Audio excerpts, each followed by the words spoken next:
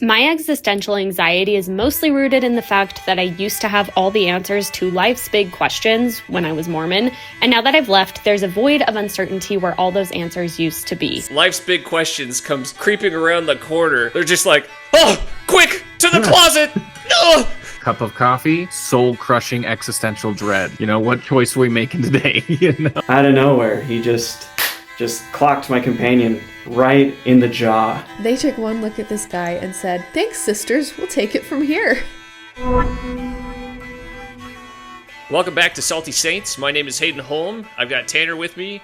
And today we're talking about, do members need to revamp their mission prep, to some potential side effects of losing your faith, some mission stories, and some Doctrine and Covenants goodness. All that and more on Salty Saints. And now for a cultural call-out. We sure don't appreciate that. Today's cultural call-out is dealing with mission prep. And I don't mean the church-sponsored program that kind of teaches you how to role play with investigators and how to have some of the first discussions. I'm talking about the at-home mission prep of raising your children, helping them to become physically, mentally, emotionally, and spiritually ready to serve. And let me give you an example. So when I was in my second area, I had a companion. We'll call him Elder Worrell. And Elder Worrell, our first night together, I look around the apartment. It's trashed. I had just gotten into the area. It was completely filthy. Like soda cans all over the place, empty water bottles all over the stuff, plastic, clothes heaped up here and there, dishes all over the place. It was disgusting. And so I start cleaning, and then I started unpacking my stuff. I sit at my desk to do plans at night, and as I'm doing that, he went and took a shower. He's done. I hear the shower turn off. He comes out, and as my back is turned to him, he goes, "What?" And I turn around, and I'm just like, What do you mean, man? What's up? And he's like, "I showered." And I was like, "Okay." And he's like, "See?" And then he showed me like a few drops of water on his wrist, and he's like, "I showered, okay? So you don't have to worry about that." And I was just like, this is probably one of the weirdest conversations I've ever had, and it made me think that he did not shower. And as he walked by, my olfactory receptors were telling me that, ding, ding, ding, he did not shower after all. That wasn't the end of it, though. So that was just, that was my first night with this guy. Ooh, that's a rough start. So the rest of our time together, 3 transfers. It's a lot. It was rough. He told me he had never before learned how to wash dishes. So I had to literally go through a core competency with him, where just like Dad would do with us. And I sat him down and I'd say, "All right, Elder Worrell, here is a dish. Can you say dish?" And he was like, "Shut up, you're making me feel stupid." It's like, well, you should know how to do this, okay? Now, can you say dish? Dish. Very good. Here's the soap. Let's put the soap on the dish. And let's start scrubbing. Oh, I knew you could do it. Very good, Elder Worrell. To the T, I did what Dad did. And boy, I think it was effective there. But I mean, I felt a little rough that I had to be kind of this kid's parent for 3 transfers. So I had to make sure that his tie was on right every day. There was a lot of times where he didn't know how to zip up his pants. And so I would like every day I was like, I had to do like a little zip reminder, like, dude, zip up your pants. He was my senior companion. And all the time he'd try and just like throw authority cards over me, just like, hey, you should listen to your senior companion. And I'm like, how do you expect me to listen to a guy who can't even zip up his own pants, man? Okay. And so I mean, there was that. And then one day he approaches me and he tells me, "I do not like people. I do not like talking with people. I do not like contacting at all.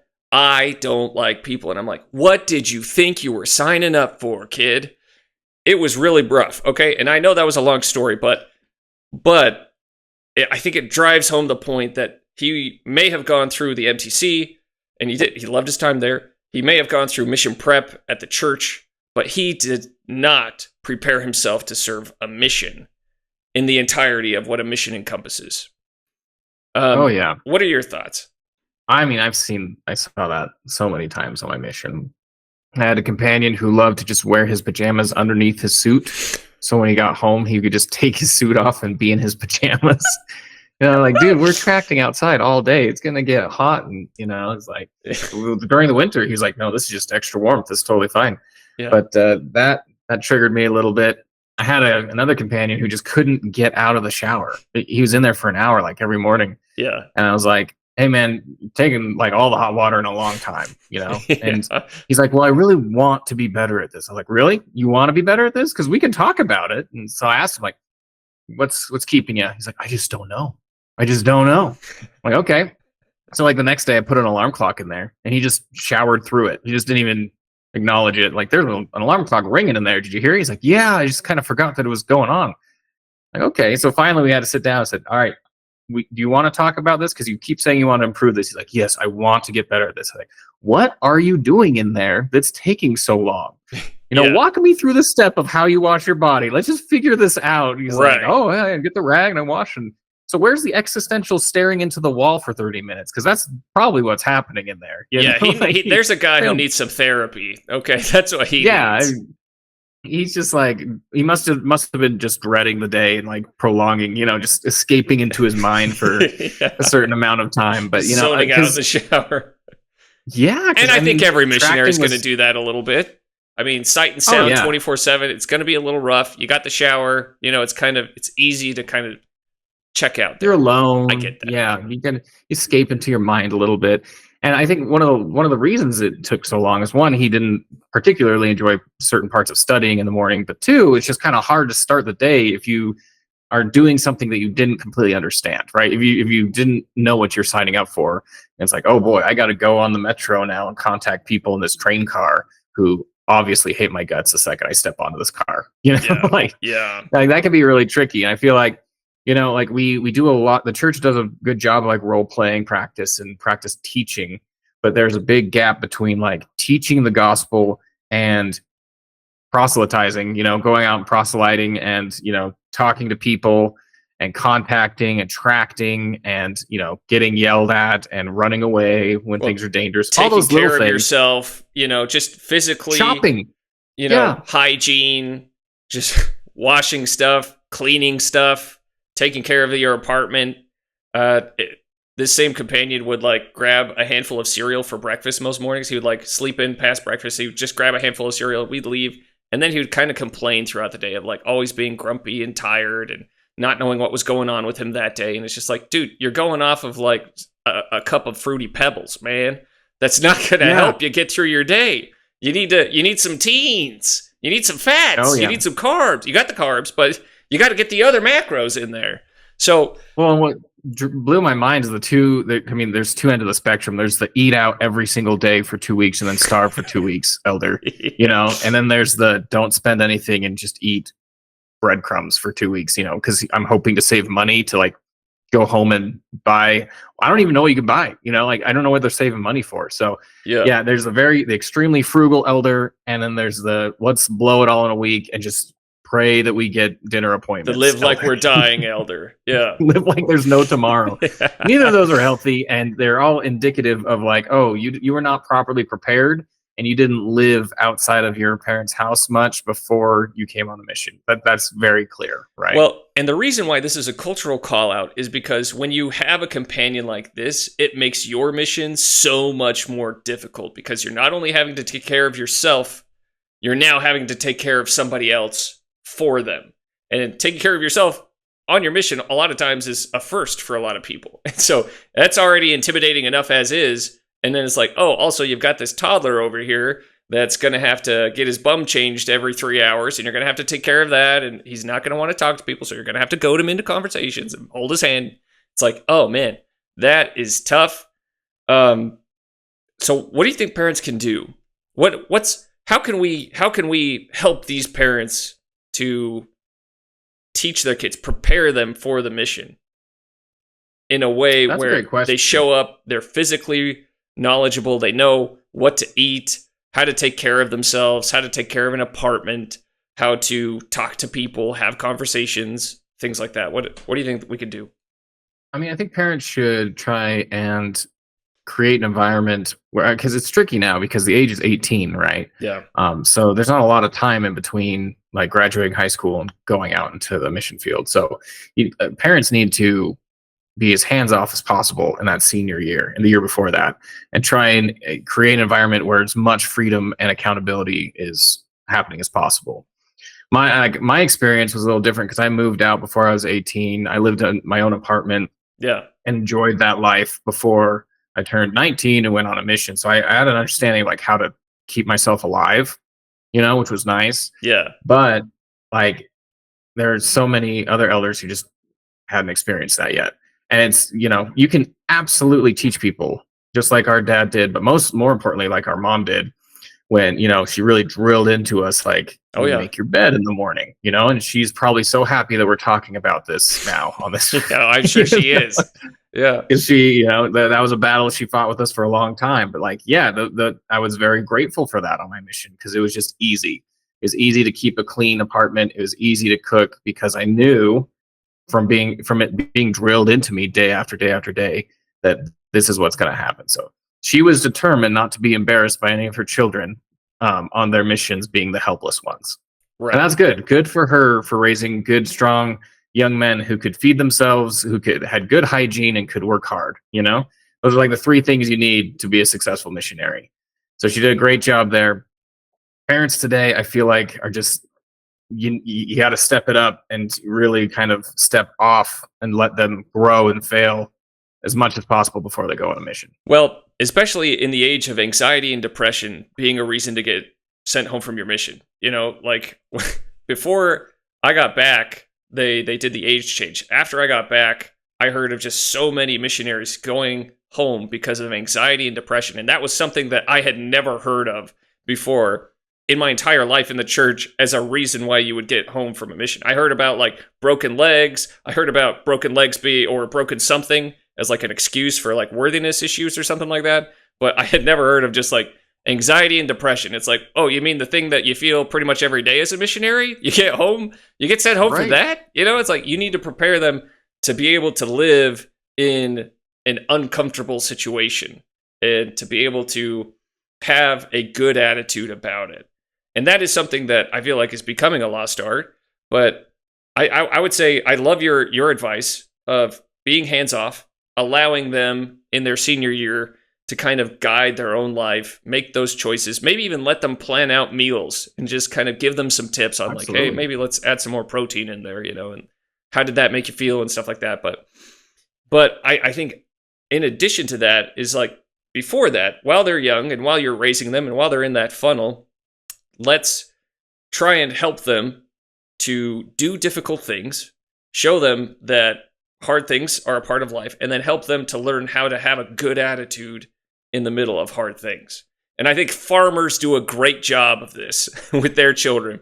There are kids out there, and we know a handful, where you look at their kids, they're changing pipe, they're doing this very physically demanding stuff, they're waking up super early and they're doing it, and they do it with a big smile on their face, and you ask them about it, and which we have. I mean, we've got cousins that work on dairy farms in Wyoming, and there was like a 7-year-old who was just like, our mom was just like, how do you like changing pipe? Because she had to do that. And he was just like, I love it. It's my favorite thing to do. And it was just like, man, he is going to have such an easy time on his mission. And the rest of his life is going to be easy, because he views this as something that he looks forward to. He's like a little David Goggins of Wyoming, And so it's like, that's the kind of kid you want on a mission. And that's your favorite companion. The one who gets up and who's just like, who's going to carry the boats today? And he's carrying everyone, and he's just like got a great attitude. So I would say help your kid introduce them to hard things and help them to develop a good attitude in that. And I think your example is going to help them do that, but repetition and routine also is going to have an impact on that. Absolutely. Yeah. Great point. Okay. So for that reason, we call out the culture. Let's do better. Let's see if we can help some future missionaries to have fewer helpless mission companions. Okay. Because these helpless companions, they can really be a black spot in your mission. Those were 3 very, very difficult transfers for my mission that could have been a lot easier and a lot better if I had a companion that wanted to be there and look forward to it. And so for that reason, we call the culture to step up let's do this. Let's carry the boats. Let's carry the logs. And we'll take it from there. And now it's time to consider the path of your feet. For crying out loud. Today, we're looking at an account from a gal who started a podcast called Girls Camp Podcast. You'd think it would be a pro LDS faithful member of the church podcast, but it actually is run by a rabid anti-Mormon who is out there trying to take down the church one episode at a time. And one of the things that I really enjoyed was there is like this beautiful moment of honesty and clarity that she actually filmed and put into a post. I wanted to review that with you. I think you'll find it interesting, and I think it actually reveals a lot about the process of when people leave the church, some of the things that they experience as a result of that decision. And so, yeah, we're going to go through some of the side effects of losing your faith. And without further ado, let's check it out. Sometimes get existential dread after the sun goes down. Here's one of my personal favorite ways to ground myself and break out of that spiral. Organize something. Tonight I chose my closet because she's been needing a little clean out. My existential anxiety is mostly rooted in the fact that I used to have all the answers to life's big questions when I was Mormon, and now that I've left, there's a void of uncertainty where all those answers used to be. Sometimes I feel super comfortable in the uncertainty and can sit with simply not knowing, and other times it makes me feel really out of control and chaotic. So having something tangible that I can tidy helps calm me down and brings a sense of order to my brain and life and my closet. The feeling of decluttering and getting rid of old things that carry old energy also helps me feel better, and I'm going to donate the items I no longer need and hopefully find them a new home. My usual go-to activity to combat existential fears is doom scrolling. Surprise, surprise, even though it distracts me for a while, it usually only makes me feel worse in the long run. I do have some memory boxes in my closet that I chose not to dig into because that always makes me heartachy. Like, look at that tiny swaddle. But now I've got a clean closet and a somewhat calmer soul. Sweet dreams. If you also... Okay, we'll stop it there. Oof. All right. Well, I mean, my first reaction is these are the people that call us repressed. When the first sign of like life's big questions comes creeping around the corner, they're just like, oh, quick, to the closet. Oh! You know, they're literally playing hide and seek with their conscience at this point. But what are your thoughts? What are your reaction on that? I mean, to me, like it's exactly why I go to church. You know, it's like cup of coffee, soul crushing existential dread. You know, what choice are we making today? You know, like That one's tough. yeah, it's like, yeah, I'm gonna pass on the coffee. I'm gonna practice my religion, and I'm going to feel comfort in the spirit and in the knowledge that I have of where I'm going to go. You know, this belief system, which is a great fence between me and the dark oblivion and the chaotic world out there. You know, Right. like, this is why people are part of any religion, is to try and make sense of the world and to rest your mind from that hyper scary world of like, I don't know what's happening. What's going to happen? Where do we go? I don't know. You know, is this all meaningless? You know, those things that actually really depress you and will, you know, that hedonism, it just is like, that's one step away. And if you take that step, you're going to find yourself panic cleaning your closet almost every night, right? She has probably got the cleanest closets on the block because life's big questions don't just go away because you tidied up your closet. They're going to be there all the time. And I love that you use the word rest because as soon as I saw this, there was that song that came, I don't know if you know it, but it's like, there ain't no rest for the wicked. Money don't grow on trees. You know, it's like, man, that started playing through my mind. It comes from a verse in Isaiah, all right? It says, but the wicked are like the tossing sea. And let's define wicked real quick. Wicked doesn't mean like inherently evil person. Wicked means someone who rejects and rebels against God, someone who is lawless. And so someone who had the light and then says, no, rejects it, rebels against God, would technically classify under wicked, all right? But the wicked are like the tossing sea, which cannot rest, whose waves cast up mire and mud. There is no peace, saith my God, to the wicked. So, really fascinating. Even back in Isaiah's day, it sounds like there were some people that were anxiety dread cleaning their closets, to use a modern term. And so, it seems like this is an old problem. It's an ancient problem. It's been around for a really long time. And one of the things I wanted to talk about, because I think it is really easy to kind of chuckle at this and move on, but there is a deeper point that I want to make about this, because I think it's something that a whole lot of people don't really think about. So there is a story that I recently read, Lord of the Flies. Have you read that before? I'm just starting to read it now, actually. Phenomenal book. Really, really good book. Highly, highly recommend it. So there will be some spoilers. The book's been out for a really long time, so hopefully I don't ruin the experience too much for you. But so basically, there's this group of boys, right? They're on a plane. They crash land on this island, and there are no adults at all. So now they have to create a society of boys. And one of the first things that they do is they go up to the highest point, which is a mountain on this island, and they start up a signal fire. And so they gather a bunch of wood, and then they immediately set up a system to take care of the signal fire so that there's constantly smoke coming up from the island. And that fire represents their hope of being rescued, because if a plane comes by or a ship comes by, they see the smoke, they're going to stop at the island and pick them up. So that was their duty. That was their routine. And then as the book goes on, eventually they stop attending to their duties. They kind of just, because they find it boring, is the funny thing. It's like, they're just like, no, I don't want to do this. So they ignore it. They find it boring. They would rather go hunting. They'd rather go play with each other, play in the beach, in the waves, and all of that. And so the people that are supposed to be watching it, they leave it. It goes out. Eventually, that same spot is replaced by this imaginary beast that creeps up in the minds of the younger ones at first, but then eventually, through their fear, all of the other boys begin to start losing their minds to fear. And one of the twins that land on this beach, they claim that the beast lives on top of this mountain. And so in order to appease the beast, what do?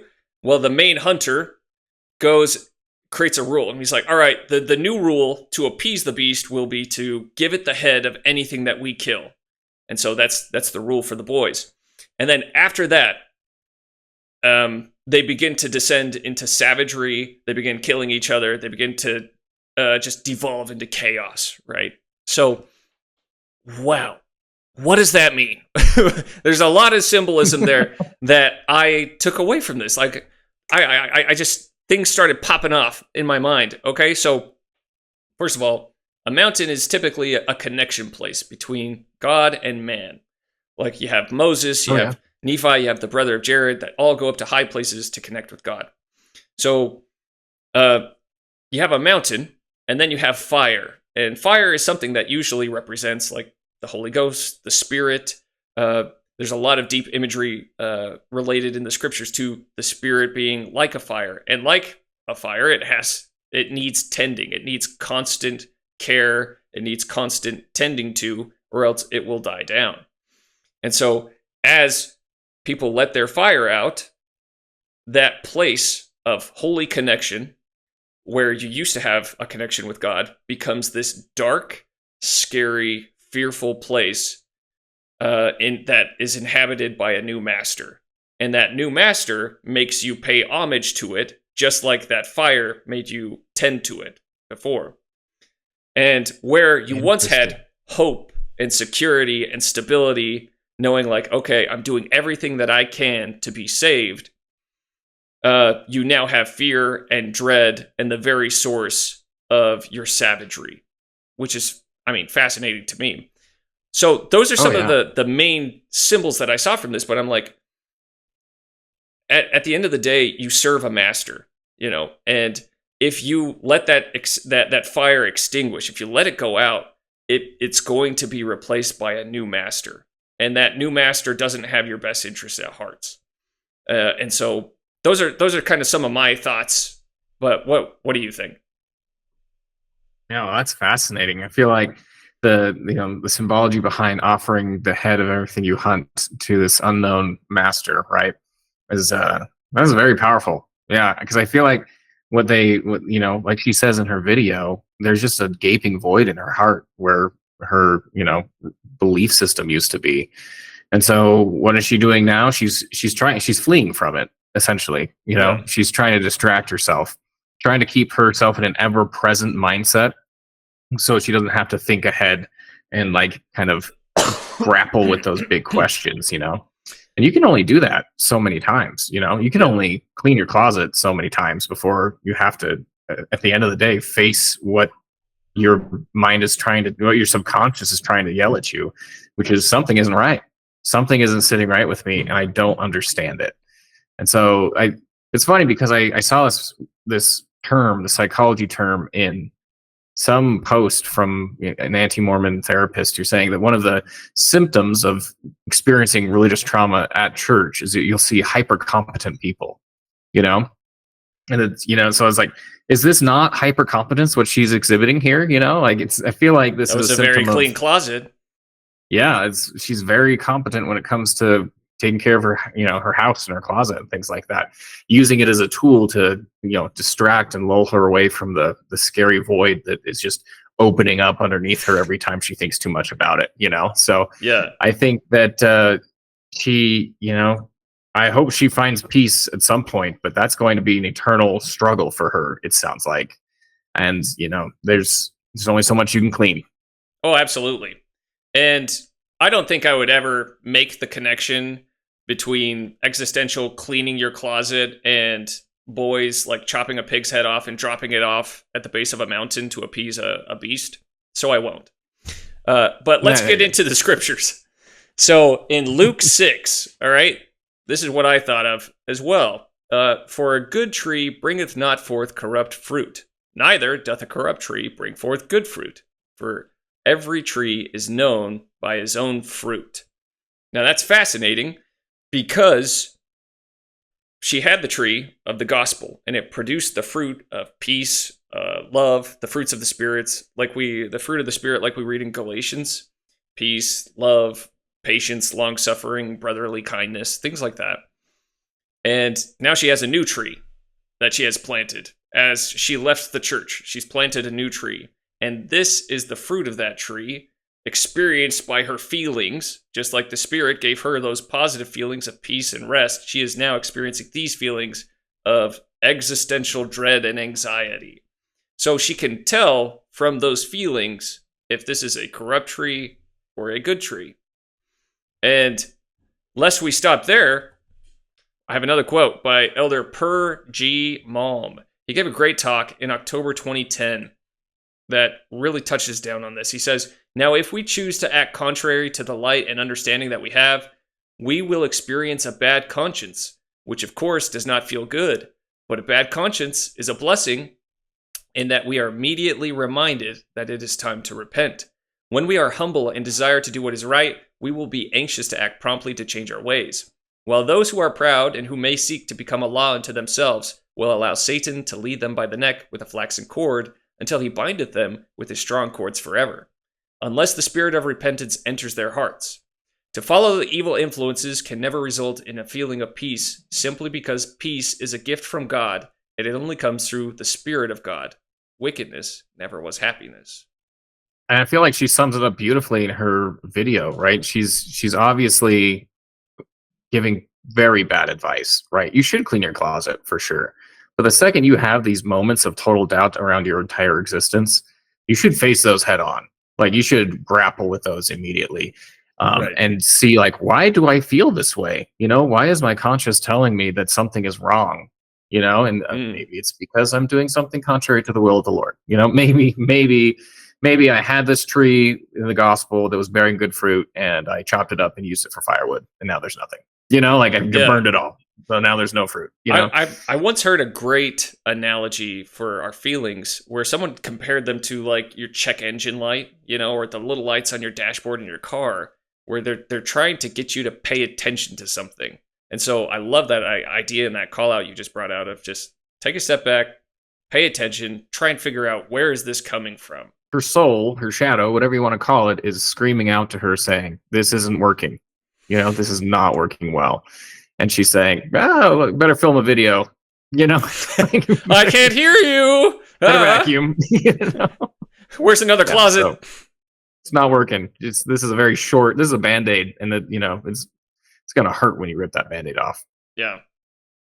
Well, there's another thing that I wanted to point out about the video. She mentioned doom scrolling as one of the ways that she copes with existential dread. She also mentioned that it usually makes those feelings worse. Oh yeah. Well, I mean, I'll sum it up with this parenting phrase that I've been stumbling upon recently. It's like you don't water the weeds. You water the flowers. And when you doom scroll, you're just watering the weeds, right? You're hyper fixating on all the negative things, and it's leading to rumination, right? You're just sitting and stewing on things you can't control and being mad about those.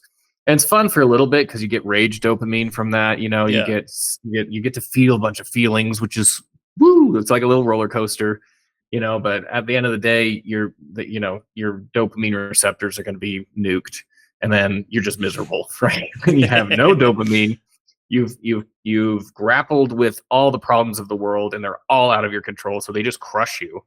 Like, oh, I can't do anything, and the politics is out the window because everyone's taking away everything from me, and the world's gonna light on fire in 5 years. So what's even the point? Yeah. So you instantly just embrace hedonism and a total lack of purpose in your life, and then you go to bed, and it's 3:00 in the morning. You're working in 4 hours. Yeah. Like that's just the perfect recipe for an absolutely abject, miserable human being.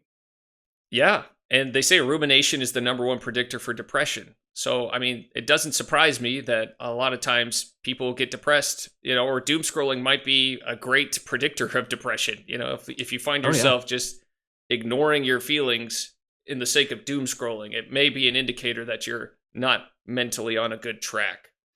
I think it's funny that her response to doom scrolling, or saying I'm doom scrolling, I shouldn't do that, is to create a video for other people to doom scroll through with.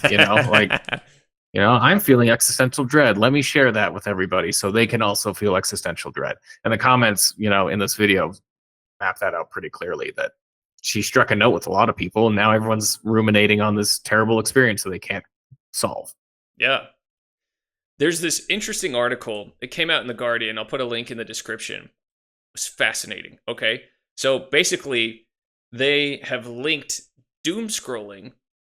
Let me read it here. Researchers surveyed 800 university students from the US and Iran and found that doom scrolling, or spending excessive time consuming negative news, was linked to feelings of existential anxiety, distrust, and suspicion of others, and despair. Pretty interesting there. The long-term effect of doom scrolling on a person's mental health was comparable to being in a room where people are continuously shouting at you, Orlando said. It really impacts how you understand the world and your place in it. Or some of the big takeaways from that. I found another article that I wanted to read because I feel like it really pairs well with this, okay? Adam Hunter wrote up a great article. Highly recommend it. It's from this great website called guidepost.org. They're, I believe, a Christian news network. Anyway, one of the articles they published was about doom scrolling. And it says, one of the first well-known internet bloggers eventually realized that he was plugged in so often that his virtual life had replaced his real one, and he could no longer be alone with his thoughts, prayers, or observations of the world. Although I spent hours each day alone and silent, attached to a laptop, it felt as if I were in a constant cacophonous crowd of words and images, sounds and ideas, emotions and tirades, a wind tunnel of deafening, deadening noise. So, I love your analogy. You've made this before, where you said doom scrolling is kind of like the equivalent of pushing the pause button on your feelings and your processing. And so, if you are doom scrolling, it seems like, I like that she called it out. She said, it made my problem worse. Well, yeah, that's scientific now. Like, his studies are showing, this specifically existential anxiety is going to crop up the more time that you spend on social media. And it's fascinating because this is one of the things that the brethren have been warning about for a really long time. If you've been paying attention, specifically since President Nelson has become the prophet, have you noticed the amount of attention that he's called to members, saying, pay attention to how much time you spend on social media, fast from social media, take a break. One of the quotes he gave was, if most of the information you get comes from social media, your ability to hear the whisperings of the Spirit will be diminished. If you are not also seeking the Lord through daily prayer and gospel study, you leave yourself vulnerable to philosophies that may be intriguing but are not true. Even saints who are otherwise faithful can be derailed by the steady beat of Babylon's band. So let me real quick compare doom scrolling to Lord of the Flies. Doom scrolling was the equivalent of the boys on the island in Lord of the Flies, focusing on fear, specifically the fear of the beast, which was the main engine behind the slip into savagery and madness. It drove them to distrust each other. It drove them to turn on each other, and it drove them to basically kill each other at the very end. So I mean, it took away all of their hope. It took away everything. Was focusing entirely on this fear instead of on their duty to tend the fire and to make sure that it was constantly lit. So, any last thoughts as we kind of wrap up the segment? Yeah, I mean, just don't give your kids access to social media. Don't. That's just it's a form of abuse, and a lot of us are just abusing ourselves by being on it, but don't do it. It's just not. It's very clear why the brethren have been saying, do not, be sparing with your time on social media. If there's ever an updated word of wisdom, that's going to be in it, right? It's use social media as sparingly as possible. So, well, yeah, stay off those apps and just enjoy the beautiful gift that is knowing what happens next that the gospel gives you, Yeah, and I might tweak that a little bit. I wouldn't say necessarily stay off of the apps as much as I would say make sure that you are tending to the fire. The boys did have to hunt, they did have to do all those other things, but it's when they forgot their duty and they neglected that fear began to become their master. And so there you go. So I would say be sure you're taking care of yourself and balancing that time on social media with time spent in the gospel and studying and learning and figuring it out for yourself. I can't tell you the amount of times that I've been on social media and seeing a ton of different people who have left the church that are now healing out loud for everybody to see, and oh yeah, they're basically they've become bitter, they become distrustful, they become filled with existential anxiety, they've lost their faith. Well, Carl Jung had a great quote for this. Carl Jung believed that people didn't get ideas, but that ideas got people. And oh yeah, I think a lot of people forget that the battle in heaven wasn't a battle of swords and shields and spears and all of that. It was a battle of ideas. And as we forget our duty to the gospel, we can become more intrigued by these ideas that are out there. And the more that we slip into that, the more they're going to fill us with these negative thoughts, these negative emotions, these negative feelings that are telling us, get out of this, don't do this, stop this. But the more that you put those off, the further you're going to slip into that existential dread and anxiety. And you might just slip yourself right out of the church if you do that. And what better fruit can you receive from this church or any church but comfort that you don't have to feel what she's feeling, right? Right. Some would say it's worth all the effort it takes to be a member of the church. Yeah. I mean, that's what I would say. Or face the crushing weight of the universe's toughest questions bearing down on your soul.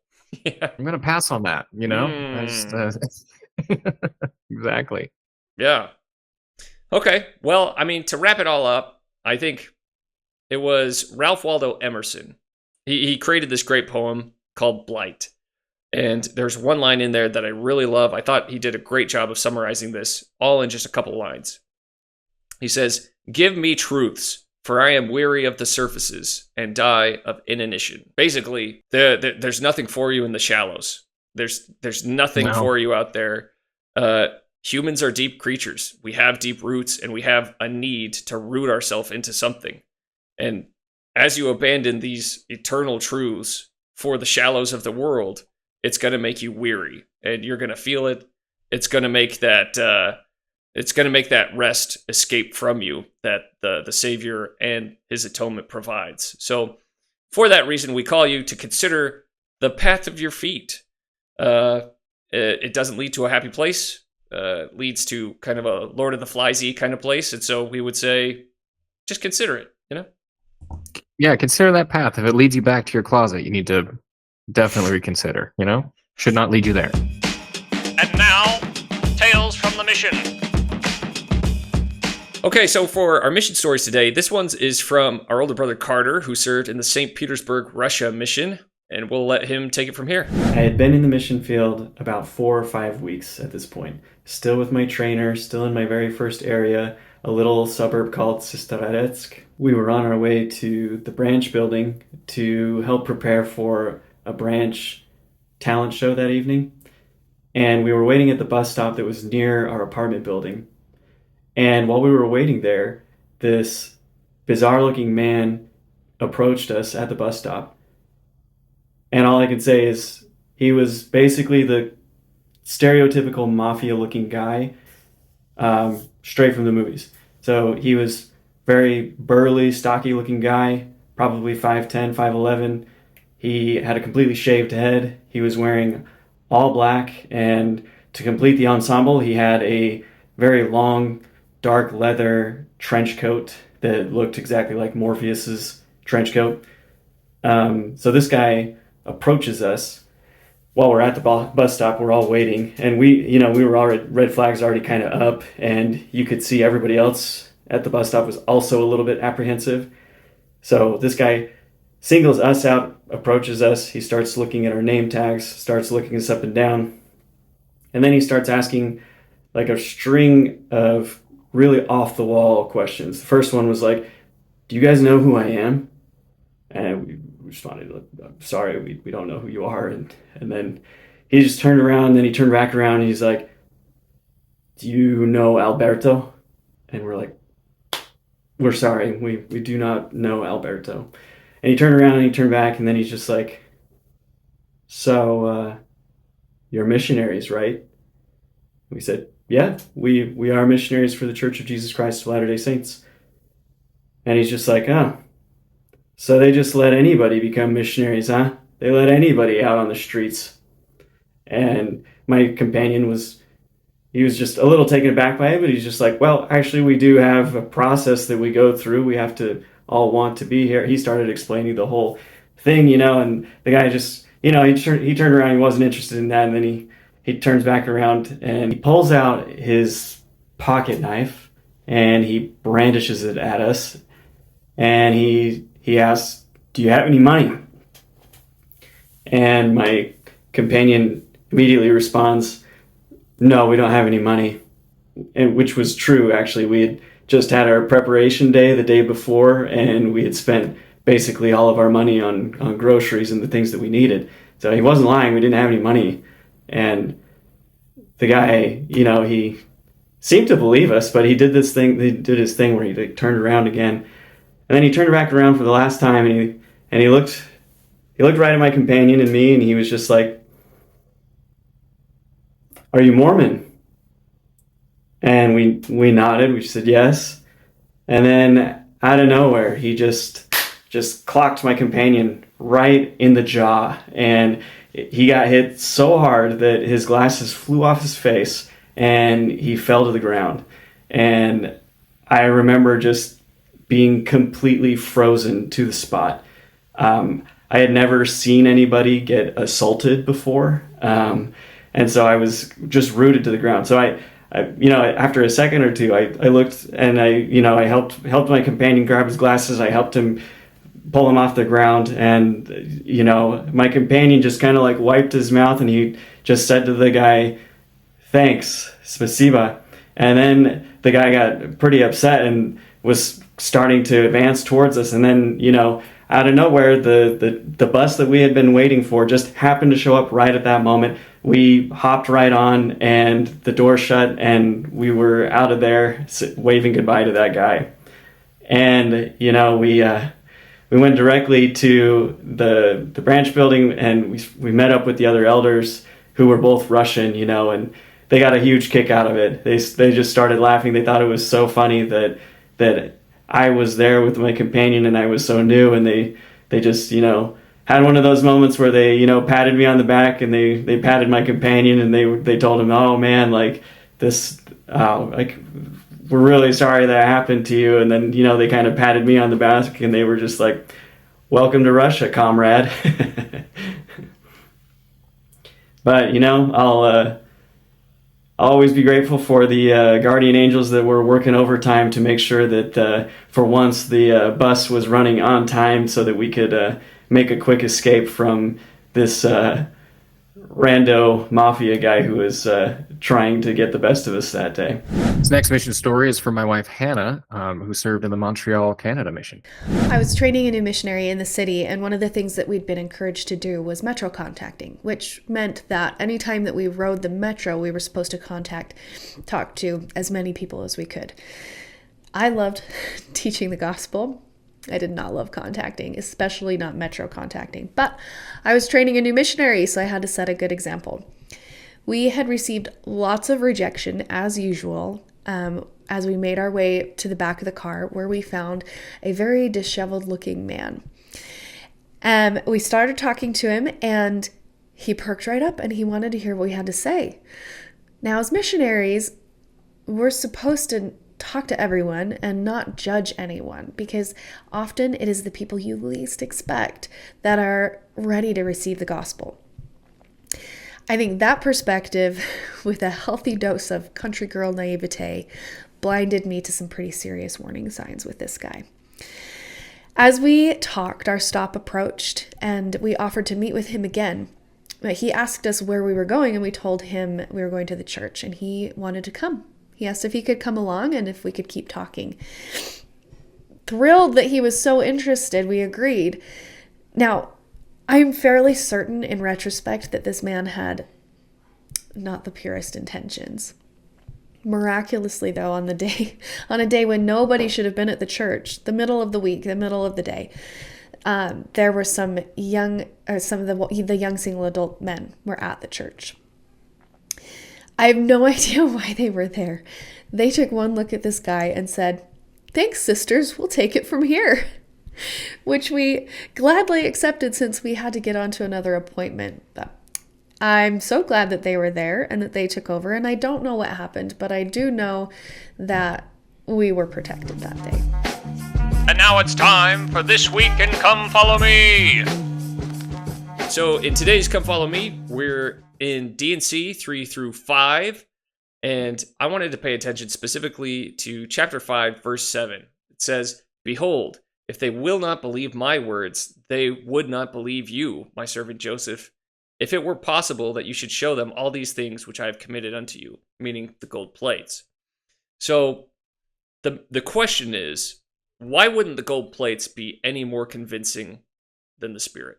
Well, I mean, and that's something that was actually in the Jubilee video that recently came out, where Alex O'Connor, an atheist, debates a bunch of Christians. There's a Christian woman who testifies of her spiritual experience encountering Christ.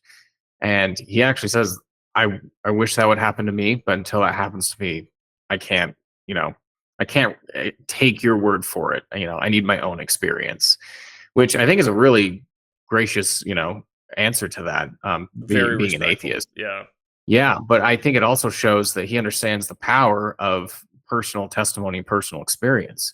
All we have, those same senses that you're using to see the golden plates, to touch them, feel them, hold them, are the same senses that the Spirit can communicate to you that the gospel is true, right? It's all a matter of taking that information, having it pierce your soul, and being open to it, right? So right. I feel like there's actually, and there's a lot of times where even if you had the truth in front of you, if I gave you, if they just appeared in front of you, the gold plates, and you're able to look through them, that just would not be as compelling as it being visited by an angel, for instance, or having the still small voice whisper clearly into your heart that it is true, right? Which one is going to last longer in your mind? The physical sensation of holding the plates, or God, a timeless being, entering your soul and giving you peace of knowledge that this is true. So I think that's a great point, that physical evidences are not something that you can stand on as your memory fades and as time goes on, because memory itself is an imperfect function of humanity. So the actual connection that you have with God is much deeper and should be relied on and accessed more frequently. Yeah. And I think you bring up a great point. if we did have the gold plates in some kind of museum today, then I think it would limit the amount of people who could actually go out and see the plates. Which, if that were the only way that you could know if the Book of Mormon was true or not, then that would be very, very, very limiting to the amount of people who could actually afford to get out there versus the entire population of the world. So, as I've thought about it, one of the reasons potentially that the angel may have taken the records back was because he wanted us to focus not on the actual structure of the gold plates, but what was inside them. I think he wants us to focus on the words of the book. Specifically, thinking about like John 10:27, the Savior says, "My sheep hear my voice, and I know them, and they follow me." So the sheep didn't see his voice. The sheep didn't see this like PhD, big credential, long thesis paper, with irrefutable evidence about everything. They heard his voice. And that is what made them decide to follow him. And that is one of the big takeaways, is like, and that's the invitation at the end of the Book of Mormon, is like, hey, you've read it now. Pray about this. Did you hear the Savior's voice speak to you as you read this book? And if you did, then that's a confirmation to you that this book came from God, and that this book will lead you to the shepherd who's calling to you from its pages. And what a low bar, in the shallow end of thinking that if only I could see the gold plates, then I would believe, Right. If that's all it takes for you to become converted to the gospel, then you don't have a solid understanding of the gospel. You don't have, your testimony cannot rely on that. It won't sustain you throughout life if that's the case. So, yeah. But why not just take that stumbling block away, which I think was the right move, and say, hey, we have this book. Don't worry, don't get hung up on the actual product, which is the gold plates. We have witnesses, and they've written down and they've lived by their story of where this book came from. Just read the book. Read the book and see if it produces the fruit that we say it does. Yeah. And a lot of people, I feel like, if they would just read it, would see the eternal value that it provides. As we take the Book of Mormon seriously, as you flip through its pages, and then ask yourself, can I hear him? That will be more value to you than going and seeing a lump of golden plates in some kind of a museum. I just don't see that as convincing on a spiritual level, on a level that will actually change your nature and make you want to draw closer to God. It would just be like any other artifact in the museum. It'd be like, oh, well, that's cool. Oh, that's neat. Yeah. Oh, a dinosaur bone. Wow. Okay. To other Christians, even if you saw the Ark of Noah, it's the same thing. Your testimony should not hang upon, the physical evidences of the Bible. It should hang upon the words of Christ in those books that actually compel you to seek God inside of yourself, right? Right. And the fruits that produces. Because, that tree will produce those fruits, and then by those fruits, you can judge them. And so... Absolutely. I think that today's entire episode has been about those fruits, and focusing on the fruits of different trees. And so I think that's probably a good place to wrap up. All right, guys, until next time, I'm Hayden Holm. This is Tanner, and we are Salty Saints.